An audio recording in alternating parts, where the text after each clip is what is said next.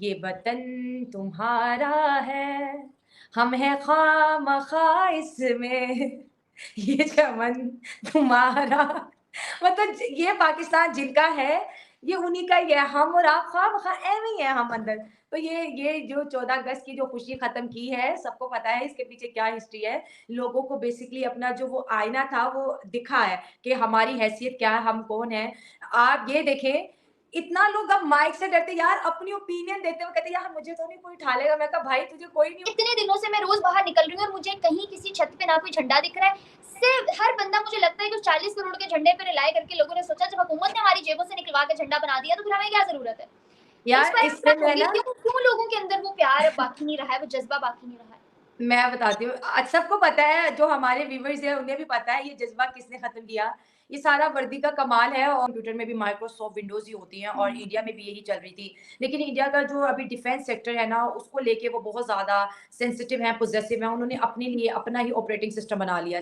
6 माह के अंदर-अंदर ये बना है और इसमें जो है सॉफ्टवेयर कंपनीज़ ने जो है डीआरडीओ की और इंडिया की डिफेंस मिनिस्ट्री की मदद की है। ये थी अपने मुल्क को पावर देने की। जो हमारा डिफेंस है, उस मैंने किसी से पूछा पाकिस्तान में कि ये जो चंद्रयान 3 है, ये इंडिया जो है वहाँ पे साउथ पोल को सर्च करेगा, वहाँ पे पानी है, हीलियम है, कीमती मेटल्स हैं, ये वो तो नहीं कहा, तो क्या वो पानी इंडिया अगर खोज के क्या ज़मीन पे ले आएगा? तो मतलब हमारी वो उस टाइम की सोच ही नहीं। मैं खुद हैरान पड़ गई कि यार ये बंदा कहाँ पे एग्ज़िस्ट कर रहा है। ये इनोवेशंस है, ये दुनिया की तरक्की है। मुकाबला ये है जो रशिया और हिंदुस्तान के दरमियान चल रहा है, एक मुकाबला वो है जो चाइना और इंडिया में चल रहा है, एक मुकाबला वो है जो रशिया यूक्रेन में चल रहा है। वो कौन सा मुकाबला है, उस मुकाबले को क्या नाम देंगे जो इस वक्त पाकिस्तान और हिंदुस्तान में चल रहा है। लोग कहते हैं शरिया लेके आओ यहाँ पर। शरई लॉ के नारे तो लगा रहे हैं, लेकिन अब यही जो नारे लगा रहे हैं इन्हीं के लिए अगर आ गया तो यही सबसे तंग हो जाएंगे। बिल्कुल ऐसे फिर ये मैं तो यूरोप बहुत भागते हैं। हाँ। मैं तो बहुत ही तंग हो जाऊंगी। वो एक एक बात लास्ट में मैं कहूँगी, सब एक मैं कमेंट पढ़ी कहता अच्छा ये बताइए जितने भी इस्लामिक देशों के लोग हैं वो यूरोप क्यों जाते हैं? क्या कभी कोई इस्लामिक देश वाला दूसरे इस्लामिक देश गया है जहाँ पे शरिया लॉ? ये भागते हैं आज़ादी की तरफ। क्या हमें थोड़ा फ्री माहौल चाहिए? शाइला, आजकल हर जगह जो है 14 अगस्त और 15 अगस्त के चर्चे चल रहे हैं। एक जी। तरफ तो पाकिस्तान का 40 करोड़ का झंडा ट्रोल किया जा रहा है और दूसरी जानिब इंडिया की बढ़ती हुई तरक्कियां या बढ़ते हुए कदम जो हैं उनको हुँ, सराहते हुए हुँ, पूरी दुनिया नहीं थक रही है। हुँ, उन्हीं में से एक बड़ी अचीवमेंट है इंडिया की चंद्रयान 3।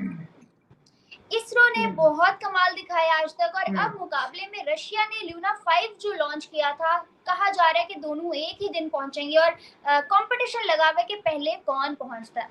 हुँ, इसके साथ साथ एक और बड़ी न्यूज ये भी है कि इसरो सैटेलाइट जो है वो रिप्लेस कर देगी आने वाले टाइम में गूगल मैप्स को। मतलब इंडिया के पास अपनी सैटेलाइट्स के थ्रू वो लोग नेविगेशन प्रोसेस जो है सारा उनका अपना होगा, किसी और की हेल्प की जरूरत नहीं पड़ेगी। क्या कहेंगी सबके बारे में और रशिया के साथ जो इस वक्त कंपटीशन चल रहा है वो कहाँ तक पहुंचेगा।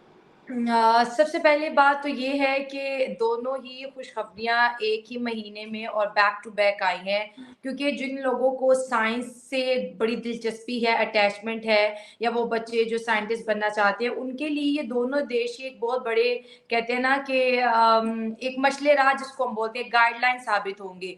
हमने तो ख़ैर उनका कॉम्पिटिशन करवा दिया है, लेकिन अगर इसरो की बात करें तो मैं देख रही थी उनकी एक ट्वीट थी जिसमें उन्होंने कांग्रेचुलेट किया रशिया को। एग्जैक्टली। ये 50 सालों में उनका ये पहला जो था लूनर स्पेस मिशन रहा और उन्होंने कहा कि इस मिशन के लिए आपको ढेर सारी शुभकामनाएँ। साथ-साथ उन्होंने कहा कि हमारा एक और स्पॉट हो गया है इंडिया रशिया की दोस्ती का मून पे, कि हम दोनों दोस्त एक साथ जा रहे हैं। तो ये होता है हेल्दी कॉम्पिटिशन। और अब देखें कि एक एक मैंने किसी से पूछा पाकिस्तान में कि ये जो चंद्रयान 3 है, ये इंडिया जो है वहाँ पे साउथ पोल को सर्च करेगा, वहाँ पे पानी है, हीलियम है, कीमती मेटल्स हैं, ये वो तो नहीं कहा, तो क्या वो पानी इंडिया अगर खोज के क्या ज़मीन पे ले आएगा? तो मतलब हमारी वो उस टाइम की सोच ही नहीं। मैं खुद हैरान पड़ गई कि यार ये बंदा कहाँ पे एग्ज़िस्ट कर रहा है। ये इनोवेशंस है, ये दुनिया की तरक्की है। हम बचपन में पढ़ते थे कि अगर ज़मीन पे एक वॉर हो जाती है और न्यूक्लियर वॉर हो जाती है, तो लोग हमने एक स्टोरी पढ़ी थी कि हम दुनिया को मार्स पे शिफ्ट करेंगे, शायद आपको वो याद हो थोड़ी स्टोरी। तो मतलब इस प्लेनेट के अलावा भी दुनिया जो है दूसरे प्लैनेट्स की तरफ मूव ऑन होने की कोशिश करी है। दोनों अगर एक दिन पहुँचते हैं तो भी इंडिया की अपनी अचीवमेंट है, रशिया की अपनी अचीवमेंट है और दोनों ही अपनी अपनी जानकारी के मुताबिक इंफॉर्मेशन दुनिया के साथ शेयर करेंगे, जो कि आने वाले कई सालों तक जो है लोगों इसको इससे गाइडलाइन लेंगे, ये लोगों को मजीद साइंस की तरफ लेके जाएगा, इनोवेशन की तरफ लेके जाएगा, टेक्नोलॉजी की तरफ लेके जाएगा। और पाकिस्तान से अगर मैं ये चीज़ देखूँ तो हमारे बच्चे जो साइंटिस्ट बनते हैं या फिर डॉक्टर का एक डिप्लोमा लेते हैं, तो वो भी ज़्यादातर किताबें इंडियन ऑथर्स ही पढ़ते हैं। तो अब साइंटिस्ट भी यही पढ़ेंगे कि चंद्रयान-3 क्या है, कैसे सक्सेसफुल रहा, सब स्टोरी आएगी हमारी किताबों में। अच्छा शाइला, आपने यहाँ पे एक हेल्दी कंपटीशन का जिक्र किया कि रशिया और रशिया और इंडिया के दरमियान जो चल रहा है इस वक्त, इसको हेल्दी कंपटीशन कहते हैं। एक तो मुकाबला ये है जो रशिया और हिंदुस्तान के दरमियान चल रहा है, एक मुकाबला वो है जो चाइना और इंडिया में चल रहा है, एक मुकाबला वो है जो रशिया यूक्रेन में चल रहा है। वो कौन सा मुकाबला है, उस मुकाबले को क्या नाम देंगी जो इस वक्त पाकिस्तान और हिंदुस्तान में चल रहा है? देखिए, पाकिस्तान और हिंदुस्तान में सिर्फ एक नफ़रत का जो मुकाबला है वो हमारी तरफ से ही होता है। और 30 साल पहले अगर देखा जाए तो इंडिया की भी इंटेंशन में ना जो पाकिस्तान सबसे अहम था, 30 साल पहले की इंडिया की बात करूँ, तो वो भी ज़्यादातर अपनी एनर्जी थी पाकिस्तान पे वेस्ट कर देते थे। 30 साल अब हो गए, उन्होंने पाकिस्तान को इग्नोर करके वो आगे गुज़र गए, दैट्स व्हाई वो अपने कॉम्पिटिटर रशिया को मानते हैं, अमेरिका को एंड चाइना को। इस तरह के बड़ी-बड़ी जो मुल्क है जिन्होंने बहुत बड़ा नाम कमाया है, ट्रिलियन ऑफ डॉलर की इकोनॉमी है, वो अपने आप को उस रेस में ले आए, तो हम बहुत पीछे रह गए। हमारा उनका तो ज़ाहिर है कोई मुकाबला किसी भी एतबार से नहीं है, किसी भी एतबार से। ऐसे कोई हमने मोनोपोली पूरी दुनिया में महविश अपनी क्रिएट ही नहीं की कि हम कहें कि पूरी दुनिया में पाकिस्तान को इस चीज़ से कोई टक्कर नहीं दे सकता।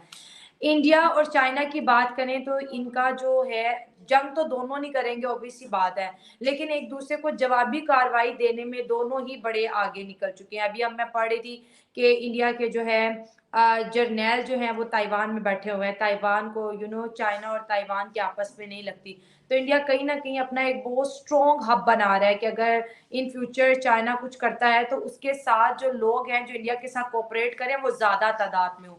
तो चाइना एक वक़्त था हमें लगता था कि ये नंबर 1 आएगा, लेकिन जिस तरह से अमेरिका ने बॉयकॉट किया चाइना का, उसके साथ-साथ इंडिया कर रहा है। अभी मैं खबर देख रही थी कि इंडिया ने चाइना के जो लैपटॉप है वो भी बैन कर दिए। पहले 12,000 से जो है कम-कम मोबाइल इंडिया ने बैन किया। अभी उन्होंने रिक्वेस्ट भी की थी इंडिया को कि हमें जो है अपनी कंट्रीज़ में कंपनीज़ खोलने दें, तो उन्होंने कहा नहीं, हम आप पे ट्रस्ट नहीं करते क्योंकि आप यहीं से पैसा लेके जाते हो, फिर हमारे बॉर्डर के अंदर छेड़छाड़ करते हो, तो जब तक हमारा ट्रस्ट नहीं डेवलप होगा हम आपको मज़ीद बिज़नेस नहीं करने देंगे। तो ये सारी चीज़ें हैं। ख़ैर ये दुनिया इसी तरह ही है, पहले 100 साल किसी और के, दूसरे वाले साल किसी और के। अब हम ऐसे लगता है कि ये जो साल है, ये आने वाले जो 100 साल है, मुझे लगता है ये इंडिया के हैं क्योंकि उन्होंने ये 76 सालों में काम किया है, महविश और दिखता है, उनका काम दिखता है।